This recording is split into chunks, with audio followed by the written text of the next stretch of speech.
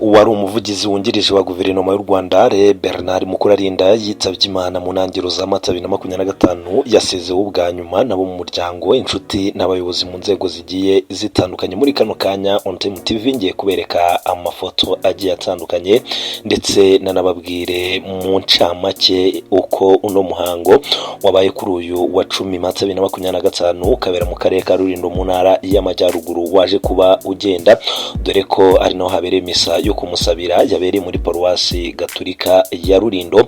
Ari nako namwe mujya muri comments tumwifuriza uruko ridashira, twihanganishe umuryango we, inshuti n'abavandimwe ndetse n'abandi bose bamukundaga mu mirimo igiye itandukanye yagiye akora.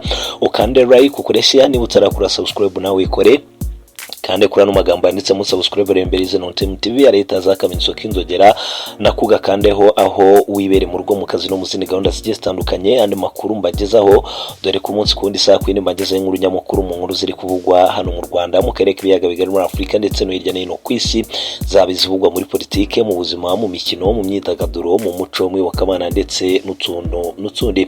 Reka duhere rero ku gitsambo cya misa. Ni misa yabereye muri paruwasi Gatulika ya Rulindo. Ni misa yitabiriwe na bamwe mu bayobozi bakuru mu gihugu barimo abaministiri banyuranye, umushinjacyaha mukuru wa Repubulika y'u Rwanda Habyarimana Angelique, n'umuvugizi wa guverinoma y'u Rwanda Yolande Makoro, umuvugizi wa polisi y'igihugu SP Boniface Rutikanga, umuyobozi mukuru w'urwego rw'igihugu rw'itangazamakuru RBA Barore Cleophas ndetse n'abandi bagiye batandukanye. Bikaba bijyanye n'uko Mukurarinda yari inshuti y'abahanzi, kumuherekeza byitabiriwe n'abahanzi b'ibyamamare muri sinema nyarwanda barimo Clapton, Kibonke, Ndimbati, DJ Bisoso, DJ Ila, Mico the Best ndetse n'abandi bagiye batandukanye, dore ko banamukoreye indirimbo nka bumwe mu buryo bwo kumushimira uko yavuganiye abahanzi. Mu mugoroba wo kuzirikana ubuzima bwe, Muyoboke Alex yashimye uruhare rwa Mukurarinda mu guteza imbere ubuhanzi, asaba ko intambwe yari amaze gutera itasubira inyuma. Muri siporo, uno muhango witabiriye n'abakinnyi n'abatoza b'ikipe nyakwigendera yari yarashinze yitwa Tsinda Batsinde n'abandi bagiye batandukanye. Ni igikorwa cyabanjirijwe na misa yo kumusabira yayobowe na Antoine Cardinal Kambanda muri paruwasi Gatulika ya Rulindo. Arikiepiskopi wa Kigali Cardinal Kambanda yagaragaje ko nubwo urupfu rubabaza iyo rutwaye umuntu w'ingenzi nka Mukurarinda, ubuzima butagarukira ku rupfu gusa. Byagize ati, urupfu ruratubabaza iyo rudutwaye umuntu nk'uyu uri mu kigero nk'iki, warufatiye runini umuryango wari witezweho byinshi, ariko nubwo bitubabaza ntabwo ubuzima burangirira ku rupfu. Cardinal Kambanda yavuze ko Mukurarinda yari umuntu ukunda abantu kandi akanakunda Imana, ibyamufashaga kwakira abamugana mu mbaraga ze zose atizigamye. Yari umuntu witegereza akareba abana bafite impano, cyane cyane abana b'abakene badafite ababatera inkunga ngo izo mpano zabo zibagirire akamaro n'imiryango yabo. Uwo ni umurage ukomeye adusigiye. Sina Gerard uri mu bagize umuryango we yagaragaje ko Mukurarinda yaranzwe no guca bugufi kandi ko yakundishije abana umurimo n'umuziki muri rusange. Yavuze ko yabanye na Mukurarinda imyaka 6 akiva kwiga mu Birigi kugeza yubatse rugo, ariko ko nta kibazo na kimwe bigeze bagirana. Yavuze ko mu kazi ke kagoye ka buri munsi bitamuzaga kubonera umwanya umuryango we kuko yawukundaga cyane. Sina yashimangiye ko urukundo rukwiye kuba Imana ikomeye abantu bamuvomaho. Umugore wa Mukurarinda wari ufite ikiniga n'agahinda yashimiye imiryango n'inshuti zabafashe mu mugongo, yemeza ko umugabo we agiye yaragikenewe n'umuryango. Yavuze ko banyuranye muri byinshi kandi ko yakundaga uko yamukebuzaga igitsure kivanze n'urukundo. Mukurarinda yavukiye mu karere ka Rulindo mu mwaka 1970, gusa umuryango we wahise wimukira i Kigali ubwo yari afite imyaka 2. Uyu mugabo wabaye umushinjacyaha ndetse akaba n'umuvugizi w'ubushinjacyaha yarazwiho gusabana na bose. usibye ibikorwa by'ubutabera na politiki yarazwi mu bijyanye n'imyidagaduro aho yabaye umuhanzi w'ikirangirire akoresha izina rya Rimuku akanagira sosiyete ifasha abahanzi izwi nka Boss Papa. Yakundaga kandi umupira w'amaguru cyane ko yari afite n'ikipe y'abato, niwe wahimbye indirimbo y'ikipe y'igihugu Amavubi yitwa Tsinda Batsinde, ndetse yahimbye n'izindi zigiye zitandukanye. Mu mafoto rero nagiye mberekana y'abayobozi bagiye batandukanye bari bahari nk'uko natangiye mbikubwira, mu nzego zigiye zitandukanye bose bari baje kwifatanya n'umuryango we, dore ko benshi bababajwe n'urupfu rwa Alain Mukurarinda uko byagaragaye no ku mafoto. Agahinda kari kenshi, ngira ngo mwababonye n'umuryango we wose, abantu bari bafite akababaro nk'uko byagiye bigaragara. Turakomeza kugenda rero tubana namwe mu makuru n'ibiganiro byinshi byiza biba bigiye bitandukanye, ariko nababwiye ko Antoine Cardinal Kambanda ari we wavuze ko urupfu rubabaza nubwo hirya yarwo hari ubundi buzima. Ngaye nguko rero mukomeze kugenda mubana natwe, muduha ibitekerezo, mutwandikira muri comment, mukande like, mukoresha. Ngira ngo mwabonye ko n'umuvugizi wungirije w'ingabo z'u Rwanda ari Lieutenant Colonel Simon Kabera nawe yari yitabiriye uyu muhango.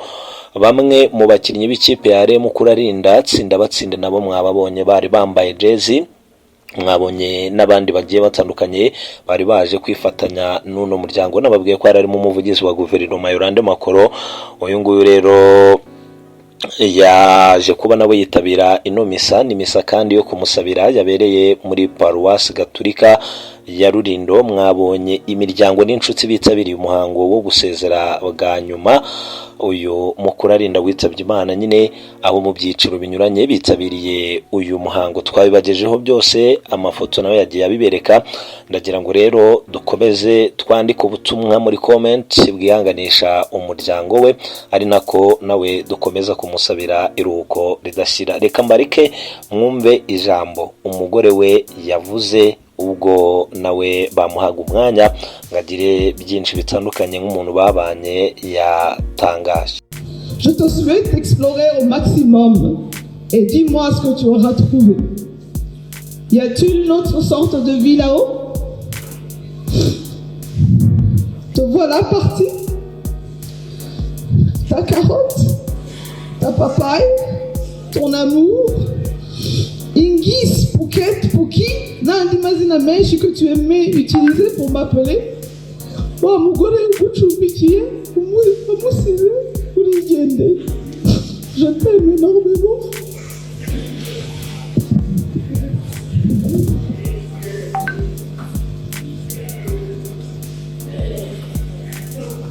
Cela fait 29 ans que tu partages ma vie. Depuis nos premiers jours à Louvain-la-Neuve, jeunes étudiants pleins de rêves, jusqu'à aujourd'hui, il n'y a pas eu une seule minute d'ennui. Ton énergie débordante, tes rêves sans limite, ta passion pour la musique, pour les plus démunis, la politique, les débats sur tous les sujets, tout cela a rythmé notre quotidien. Tu t'en vas, mais tu ne me laisses pas les mains vides. Tu laisses en moi un cœur et une tête remplis de souvenirs merveilleux, de moments partagés, d'émotions intenses. Tu laisses aussi en héritage les valeurs que tu portes haut, une générosité sans borne, une joie de vivre immense, une soif de justice, le goût de travailler, du travail bien fait et cette rigueur, cette discipline, qui nous alignait tous comme à l'armée. Mais ton plus beau cadeau, c'est Nella et Anthony. C'est Nella et Tony comme tu les as chantés dans Martina. Nos deux joyaux, les trésors que Dieu nous a accordés, nous a confiés. Je te promets de les aimer, de les éduquer avec tes valeurs, de faire en sorte qu'ils grandissent en honorant ton nom. Chaque jour, je leur parlerai de toi, de l'homme incroyable que tu étais, de ton amour inconditionnel, de ton désir profond de nous voir heureux.